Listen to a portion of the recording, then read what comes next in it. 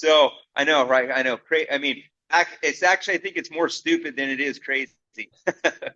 But so I was sitting at home, and I can't remember exactly what year it was, but it was obviously it was after my accident. I'd gotten back to a pretty high level of fitness in terms of being in the gym, lifting weights, riding the life cycle, doing the stairmaster, things like that.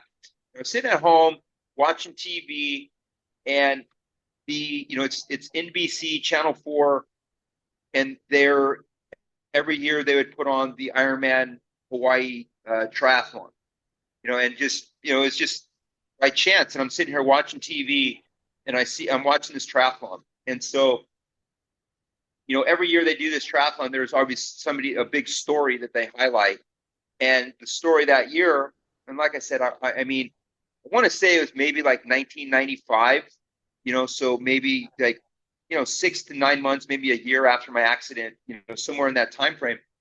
And they're highlighting this father and son that were in the Hawaii Ironman. And so it was the father's Dick Hoyt, and the son is Rick Hoyt. And the son, Rick, had cerebral palsy. And so the dad puts, if I start crying, I'm sorry, but yeah. So the dad puts the son in a life raft and tows him with the harness. So the dad is swimming, towing this life raft behind. Now, mind you, this Rick was 44 years old. He's a grown man, right? So the dad is like, I want to say in his 60s, and he's pulling his son. So 2.4 mile swim, pulling him in a life raft. And Ironman, like there's strict regulations. So you have, I believe it's 2 hours and 20 minutes to complete the swim.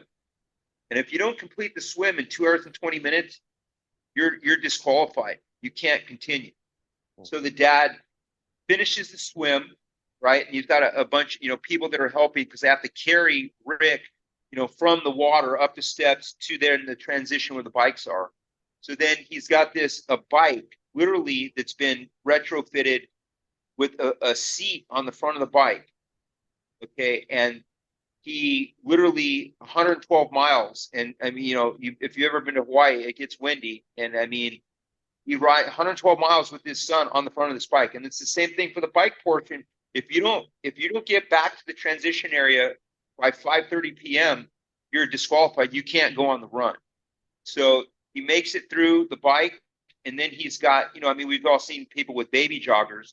So he has, a glorified baby jogger that his son Rick will fit in, and he runs 26.2 mile marathon, with his son. So I mean, I saw that, and I mean, I'm crying, I'm bawling. I'm like, man, this is like crazy. And I was like, well, I figured, you know what?